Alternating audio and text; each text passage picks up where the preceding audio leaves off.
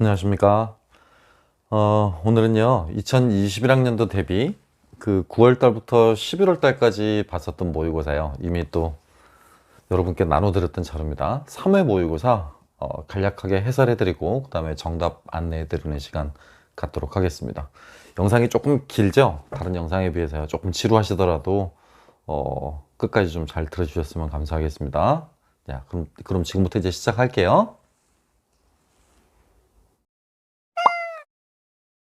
네, 그럼 이제 3회 모의고사 정답 및 해설 말씀드리겠습니다. 자, 먼저 1번은 전년도 기출문제 패턴이죠. 그러니까 두 시기의 교육과정을 이렇게 비교하는 것이거든요. 15년과 18년 개정교육과정 내용을 비교하고 있는 부분입니다. 물론 세계사나 동아시아사 같은 경우는 크게 변하지 않았기 때문에 이렇게 비교하는 문제를 내기는 조금 어려워 보이고요. 중학교 역사와 그 계열성에 입각한 고등학교 한국사 내용이 이렇게 비교의 대상이 될 수 있다는 점입니다. 그래서 15 개정교육과정에서는요, 한국사는 이렇게 정치적 흐름을 중심으로요, 정치적 흐름을 중심으로, 통상 이 정치적 흐름이라고 합니다만 그냥 정치사를 중심으로 해도 무방하겠습니다. 정치적 흐름 또는 정치사를 중심으로 이런 식으로요. 그다음 18 개정교육과정 안에서는요, 한국사는 이렇게 19세기 전반까지는 어쨌든 정치사를 중심으로 하고 있고요. 19세기 후반부 현대까지는 주요 주제를 중심으로 하고 있죠. 그죠? 우리 앞에 그 2회 모의고사하고도 되게 흡사한 부분이었습니다. 이런 교육과정 문제는 출제되면 절대 틀리지 않으셔야 되겠습니다. 자, 2번 서양사 문학인데요. 그리스 문학은 기원전 8세기 호메로스의 서사시로부터 시작되었다라고 써있네요. 서사시 이거 두 작품 잘 기억하시고요. 일리아스와 오디세이요. 이런 부분들은 전부 다 시험 문제가 출제가 될 수 있다는 점입니다. 미케네 문명 시대부터 전해오는 구전서사시였는데 호메로스가 이걸 문자로 정리한 것으로 알려져 있었고요. 일리아스는 트로야 전쟁을 배경으로 하고 있다는 점, 그 다음에 오디세이아 같은 경우는 트로야 전쟁에 참여했던 오디세우스가 고국 이타카로 귀향하면서 겪은 모험담을 서술했다는 점, 이런 부분 잘 기억해 두셔야 되겠습니다. 이 외에도 헤시오도스의 저서 가운데 하나는 일과 노동 또는 뭐 노동과 나날이라고 하기도 하죠. 일과 노동, 노동과 나날, 그 다음에 신의 계보를 정리한 서적입니다. 신통기라는 서적도 있었죠. 이런 내용들도 잘 기억해 두셔야 돼요. 이렇게 밑줄 친 부분들 말입니다. 자연과 인간의 탄생, 신들의 계보를 체계적으로 서술한 작품이었습니다. 그래서 기억에는 일과 노동 또는 노동과 나날, 니은은 신통기가 되겠습니다. 강좌 34, 35페이지 내용을 한번 참고해 보시고요. 다음 6번 문항을 보시면 글쓰기 학습을 바탕으로 하고 있다고 그랬죠. 중학교 수업인데요. 글쓰기 학습을 지금 수행평가로 활용한다라고 했습니다. 보시다시피 이렇게 인터뷰라는 거 아시겠죠? 그럼 글쓰기 요원 가운데 역사적 인물이 되어 글쓰기가 있고요. 그 다음에 역사가가 되어 글쓰기가 있고요. 이 글처럼 제3의 인물이 되어 글쓰기가 있습니다. 이 유형은 지금 독자들이 전문적인 식견이 없어도 역사를 쉽게 이해할 수 있도록 글을 쓰는 제3의 글쓰기 방식이거든요. 제3의 글쓰기 방식. 그래서 이렇게 써있죠. 위와 같은 역사가나 또는 역사적 인물이 아니라고 그랬습니다. 당연히 제3의 인물이 되어 글쓰기라는 말이죠. 이 글을 쓰는 과정에서 유의해야 될 사항은 무엇인가? 아까도 말씀드렸다시피 독자가 전문적인 식견이 없어도 역사를 쉽게 이해할 수 있도록 글을 써야 합니다. 그 다음 학습 목표를 추론하였을 것이라고 했었죠. 이 부분입니다. 이 부분. 대략 내용을 보시면 알 텐데 8.15 광복과 같은 부분이었거든요. 그럼 이렇게 글을 써보는 활동이기 때문에 당연히 끝나는 말은 표현할 수 있다 또는 뭐 글을 쓸 수 있다 이런 말로 끝나야 되겠죠. 표현할 수 있다, 글을 쓸 수 있다. 예, 그래서 8.15 광복의 의미를 알고 자신의 생각을 표현할 수 있다 라든가 8.1의 광복의 의미를 알고 자신의 생각을 글로 표현할 수 있다. 뭐 이런 뉘앙스로 답을 쓰시면 되겠습니다. 이런 글쓰기 학습 같은 경우는 가장 일반론적인 입장에서 보면 두 가지 채점 기준은 꼭 들어가요. 한 가지가 먼저 필요한 역사 용어의 개수입니다. 역사 용어의 개수. 그러니까 뭐 2개 이상 들어가면 3점, 1개 이상 들어가면 2점. 이런 식으로 항목을 준다라는 거고요.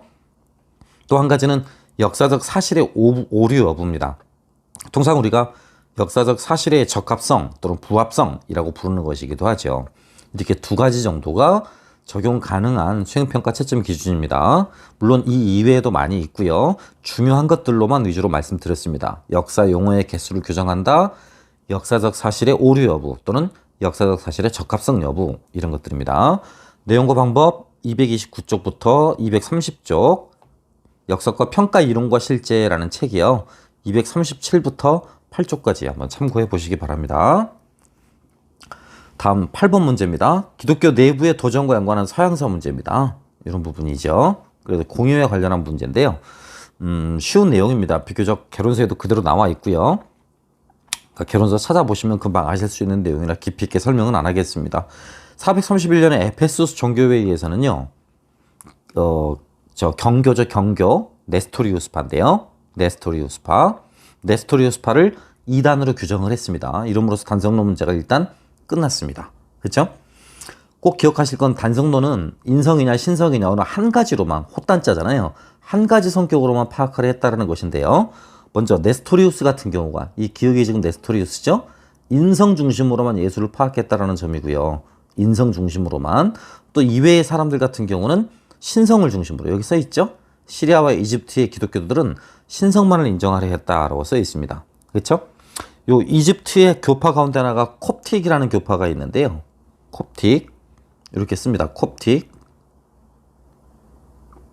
네, 북아프리카와 중동 지방에서 성장했었던 얘네 단성론자들을 말을 합니다. 이 단성론자들을 콥틱이라고 부르고 있습니다. 이들은 19세기나 20세기 들어와서 가톨릭교와 신교로 각각 개종을 했던 사람들입니다.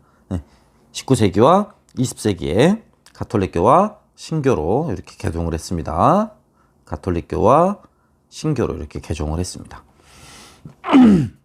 따라서 기억에 해당하는 인물은 네스토리우스가 되겠고요. 네스토리우스.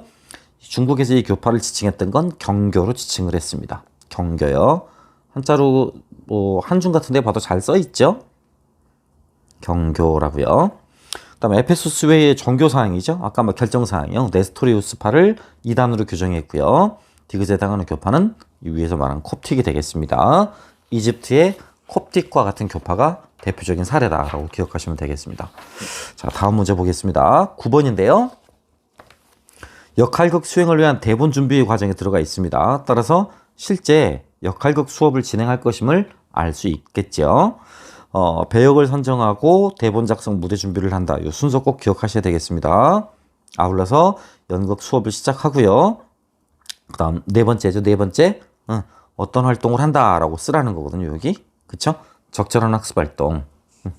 곧 연극의 역할을 담당했던 학생들한테는 역할자의 동기, 행동에 대한 자신의 느낌이나 생각을 발표해 보게 하고, 연극을 본 학생들한테는 역할 표현이 적절했는지, 문제 상황이 정확히 묘사되었는지 이런 판단과 평가를 유도해 보게 하는 겁니다. 역할 담당했던 애들, 역할자들이 있고요. 그 다음에 이외에 관객들이 있을 거 아닙니까? 관객들? 각각의 역할이 달라야 되겠죠. 여기서 말하듯이 연기자와 관객이라고 그랬으니까요. 그 연기자는 뭐 하는 것이다? 동기 및 행동에 대해서, 인물의 그 동기나 행동에 대해서 자신의 느낌이나 생각을 발표해 보게 하는 겁니다. 자신의 느낌이나 생각을 발표해 보게 하고, 관객들한테는 이 연기자들의 연기 활동에 있어서 역할 표현이 적절했는지, 또 문제 상황이 정확히 묘사되었다고 판단하는지, 이런 것들을 유도해보는 활동을 한다라는 거죠. 그 다음 5와 같은 과정을 수행하는 이유라고 그랬었죠. 이렇게 즉흥 연극이었을 때 역할을 바꿔본다고 그러지 않습니까? 연기자요. 연기자, 관람자와 연기자 입장을 바꿔보도록 하고, 또는 역할을 맡았던 이 연기자들끼리 서로 역할을 바꿔보게 하는 것도 좋다라고 써 있습니다. 다양한 입장에서 생각해보는 기회를 가져보도록 하기 위함이겠죠. 다양한 입장에서 생각해보는 기회를 가져보도록 유도하기 위함일 테고요. 마지막 6번, 역할극 마무리한 후에 이렇게 토의하는 후속 토의와 평가 과정이 있잖아요. 실현하고 난 이후에 후속 토의하고 평가하는 과정이에요. 이때 구체적인 학습 활동이 무엇인가? 곧 역사적 인물의 의도와 행동을 통해서 인물 분석을 한다든가, 연극의 배경이 된 사건과 상황, 사건 또 상황, 이런 것들의 의의에 대해서 평가를 유도하는 방법이 있습니다. 예, 모두 다 녹색 책 231, 235쪽을 보시면 잘 들어가 있고요. 또 혹시나 파란 책 갖고 계시면 역사교육의 이해라는 책 갖고 계시면 180에서 182쪽 보시면 잘 나와 있습니다. 다음 12번입니다. 자료 일일이 읽고 작성 방법에 따라 서술하시오라고 그랬습니다. 컨스탄티누스의 기증장에 관한 내용입니다. 자료 2번은 그를 비판하고 있는, 비판적으로 읽고 있는 교사의 지금 말에 관한 부분이 되겠고요. 그래서 기억 같은 경우는 지금 피핀 또는 페피누스라고도 하죠. 그 다음에 니은이 교황 스테판 2세가 되겠습니다. 스테판 2세, 뭐 스테파누스 2세 이렇게 하셔도 상관없겠고요. 그 다음에 기억의 인물이, 그러니까 피핀이 이 스테판 2세에게 밑줄 친 부분에 대한 보답, 그쵸? 합법성을 확보하기 위해 행한 조치죠. 행한 조치, 그쵸? 니은의 인물에게 밑줄 친 부분에 대한 보답으로 행한 조치를 한 줄로 쓸 것이라고 그랬습니다. 그쵸? 이탈리아로 원정해서 롬바르드족을 격파했고요. 롬바르드족을 격파했고 라벤나를 포함한 중부 이탈리아의 영토를 교황령에 기증했습니다. 그죠? 그 다음에 여기 하나 빠졌었죠? 피핀의 상황이요. 그죠? 카롤린거 왕조를 지금 개창하려는 상황이죠. 유명무실했던 메로빙거의 왕을 추방하고 카롤린거 왕조를 개창하려는 상황입니다. 그죠? 장세 개론 162쪽부터 163쪽 부분에 정확히 나와 있으니까 읽어보세요. 난이도가 크게 있지는 않은 문제였습니다만 꼭 읽어볼 만한 가치는 있습니다. 올해도 제가 이거 많이 냈던 문제였습니다. 9번 중요한 문제고요. 자, 그 다음 B형 부분 보겠습니다. 예, B형의 4번 보시면요. 4번 전쟁사를 활용한 수업이죠. 전쟁사를 활용한 수업이요. 이 내용은 민주사회와 시민을 위한 역사교육이라고요. 김한정 교수님이 서울대 출판부에서 2017년에 낸 책이 있습니다. 그 책에 156, 157, 164, 165쪽에 나와 있는 내용들을 간추린 것입니다. 예, 민주사회와 시민을 위한 역사교육이라는 책 아닌데요. 책 안에서 전통적인 평화교육과 새로운 평화교육, 이 평화교육 차원에서 전쟁사 학습을 접근하는 방안에 관한 글들의 내용이었습니다. 그래서 정세윤 교사의 말을 읽어보면 전쟁의 본질을 생각하게 하거나 또는 전쟁이 왜 일어나게 하는지 필요가 있다라고 했죠. 그래서 이런 식으로 전쟁이 왜 일어났는가라는 질문이요. 이런 순서를 거칩니다. 사실의 확인, 행위의 해석, 목적의 파악, 대안의 고려. 이거 외우셔야 된다고 했습니다. 수업 시간에도요. 예, 최석환 교사는 최근에 평화의 관점에서 전쟁사를 가르치는 방법에 관한 언급을 하고 있었고요. 자, 그를 토대로 나번에 이렇게 질문을 하고 있습니다. 나번에 전년과 고구려 전쟁이라는 전쟁사 학습의 사례 한 가지를 지금 말을 하고 있고요. 그를 위해서 아이들에게 던져질 질문의 유형들을 이렇게 말을 하고 있습니다. 요 순서대로입니다. 요 순서대로. 그죠? 연나라가 국내성을 직접 통치하지 않은 이유는 무엇입니까? 라고 했죠. 그죠? 이유는 무엇입니까? 그 다음에 이번에 들어갈 내용은 연나라가 회군하면서 왜 고구려 남녀 5만 명을 사로잡아 갔을까? 연나라가 회군하면서 왜 고구려 남녀 5만 명을 사로잡아 갔을까? 라는 부분입니다. 이런 부분 보시면 전부 다 지금 이렇게 목적과 관련한 부분이죠. 목적, 왜, 이유는 뭘까라고 하고 있는 부분이고요. 마지막 4번 같은 경우는 연나라는 고구려 침공의 목적을 달성했을까?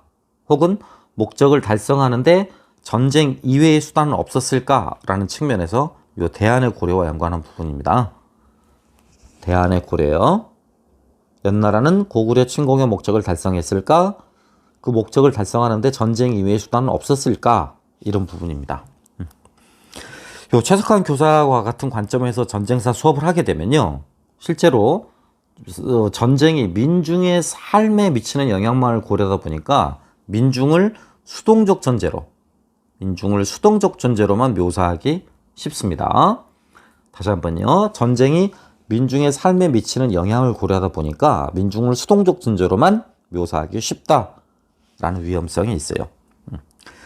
이렇게 평화를 개인의 문제가 아니라 사회 문제로 보고, 요게 지금 평화를 개인의 문제로만 접근하고 있었던 것이 전통적인 평화 교육이었고요. 이게 지금 대안적인 평화교육입니다. 현재 최근인 대안적 평화교육의 관점이죠. 이걸 통상 이렇게 비판적 평화교육이라고 부르고 있습니다. 비판적 평화교육에 추구하는 목적을 쓰라고 그랬죠. 두 가지 거 쓰시면 돼요. 사회 비판 의식을 배양하는 거고요. 사회 비판 의식의 형성. 또 하나는 행동 능력. 그 가운데서도 줄이면 정치 행동 능력의 배양. 정치 행동 능력의 배양.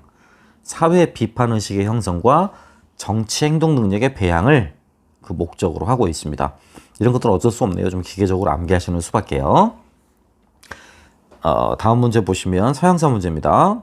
예, 요건 제라드 윈스턴 리라는 사람 이름만 들어도 알 수 있겠습니다. 수평파 가운데서 가장 급진적이었던 그 니걸스를 이끌었던 대표적인 인물이 되겠습니다. 서양사 개념어 사전에서 낸 거고요. 서양사 개론 안에 들어와 있는 내용으로는 366쪽부터 9쪽까지 읽어보시면 되고요. 서양사 개념어 사전 부분에서는 니걸스라는 이 항목을 찾아보시면 자세하게 나와 있습니다. 서양사 개념어 사전 같은 경우는 네이버에 검색해도 다 있거든요. 그러니까 니걸스라고 창을 쳐보면 관련 자료 찾으실 수 있을 겁니다. 자, 여기서 밑줄 친 우리는 해당되는 사람들을 지칭하는 용어, 그게 바로 니걸스가 되겠습니다. 밭가리파 또는 밭을 가는 사람들이란 뜻이 되겠습니다. 이들의 주장을 쓸 것이라고 그랬죠. 장원제 및 지주제를 전면 폐지하자는 것이고요. 토지의 공동경작 또는 토지의 개인 소유 폐지 이렇게까지 쓰셔도 돼요. 장원제와 지주제의 전면 폐지, 토지의 공동경작 또는 토지의 개인 소유 폐지 이렇게 내용 쓰셔도 되겠습니다. 나의 빈칸 기역에 해당하는 거라고 했죠. 나의 빈칸 기역, 그죠? 그러니까 의회파는 장로제를 전국적으로 실시하는 장로파와 독립파로 분열했다고 했습니다. 그럼 독립파의 주장을 써야 되겠죠. 개별 교회들의 자유와 독립이 되겠습니다. 개별 교회들의 자유와 독립이요. 그 다음 여기 니은 안에 들어갈 말은 재산을 평등하게 만들지 않을까. 재산을 평등하게 만들지 않을까라고 우려했던 것이죠. 곧 일정한 재산 이외의 나머지 부분들을 다 분배하지 않을까, 뺏어서 분배하지 않을까라고 두려워했기 때문에 재산을 가진 자들에게만 투표권을 해야 된다라는 두려움을 느꼈던 것으로 알 수 있겠습니다. 예, 그 다음 문제입니다. 6번 문제를 보시면 이렇게 상반된 자료를 가지고 지금 이제 이렇게 나번을 보시면 이렇게 상반된 관점이거든요. 이렇게 이렇게 어떤 사건에 대해서 대립되는 견해를 담은 자료를 제시한 후에 학생들로 하여금 두 입장을 비교해 보면서 평가하는 문제예요. 그래서 요럴 때는 빈칸 1에 들어갈 적절한 학습 목표를 기능적 측면에 따라 쓰라고 그랬잖아요. 이렇게. 그러면 학생들에게 상반된 두 해석의 차이점을 분석하고 그 해석의 근거 자료들을 비교, 검토할 수 있다. 이렇게 해주면 됩니다. 키워드는 그거겠죠.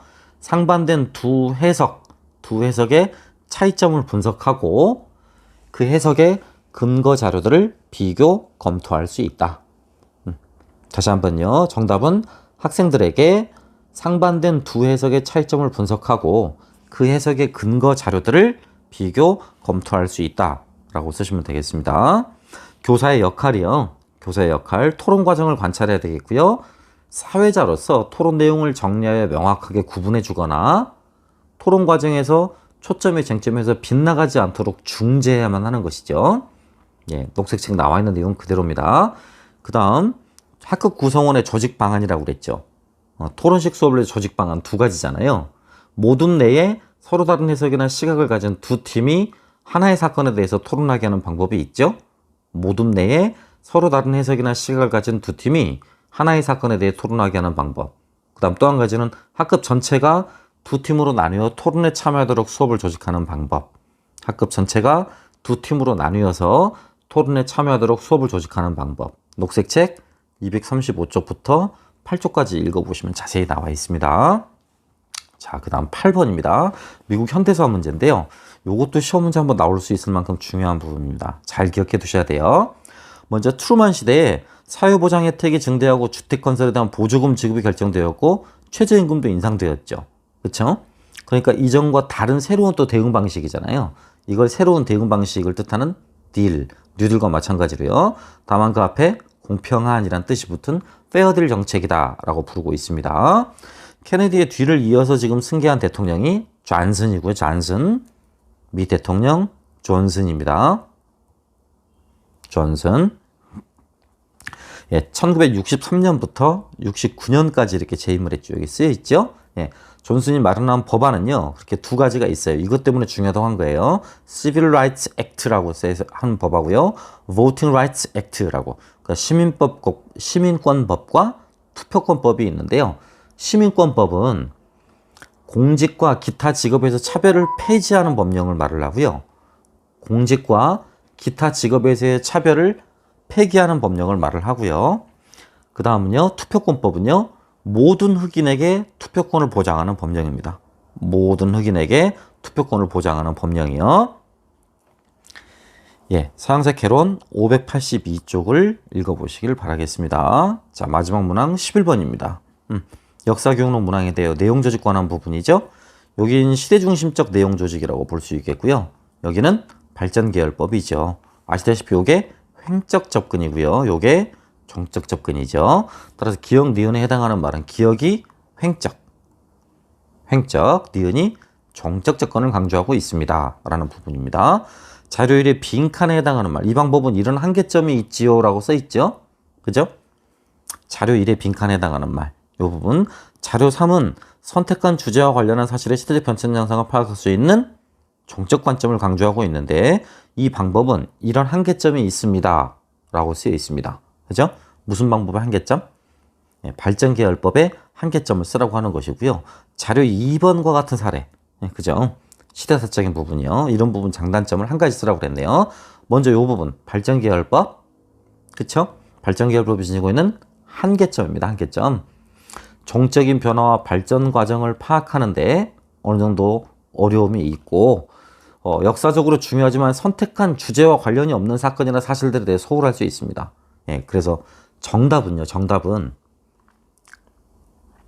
발전계열법의 한계점, 정답은 역사적으로 중요하지만 선택한 주제와 관련이 없는 사건이나 사실에 대해서 소홀할 수 있다는 한계점이 있습니다. 그 다음 여기 문제는 없지만 똑같이 이 방법도 한계점이 있겠죠. 이 방법도요. 횡적인 접근이다 보니까 역사의 종적인 변화와 발전 과정을 파악하는 데 또 어려움이 있습니다. 그렇죠? 동시에 이 방법은 장점이 어떤 거냐면, 장점은 특정 시대의 역사를 다각적 분야와 관점에서 이해하는 데 유익하고요. 또 동시대의 다른 사실이나 사건들을 지역이나 문명권, 주제와 인물 등을 기준으로 대조하고 비교하는 데도 효과적입니다. 아울러 학생들의 흥미를 촉진하고 역사적 사실을 생동감 있게 파악할 수 있게 해주고요. 그 시대 생활성과 관련한 많은 자료들을 활용하게 되면 학생들의 탐구 기능도 강화하고 감정이입적으로 역사를 이해하는 데도 유리한 방법입니다. 하지만 이건 고학년 정도에 적합하겠죠. 사회 전체를 조감할 수 있는 능력을 갖춘 아이들, 또 비교하거나 해석하거나 종합할 수 있는 능력을 아이들에게 적합할 것이고요. 아까 말씀드렸다시피 종적인 변화나 발전 과정을 파악하는 데는 어려움이 있습니다. 내용과 방법 117, 119쪽 보시고요. 그 다음에 내용 조직의 장단점 관련한 부분은요. 역사 수업의 원리 148, 152쪽입니다. 상계 출제한 모든 내용에 대한 정답 부분을 참고하실 거면 제 교재 선생님을 위한 역사교육론도 있으니까요. 선생님을 위한 역사교육론도 옆에다 놓으시고 같이 좀 살펴보셨으면 좋겠습니다. 네, 감사합니다.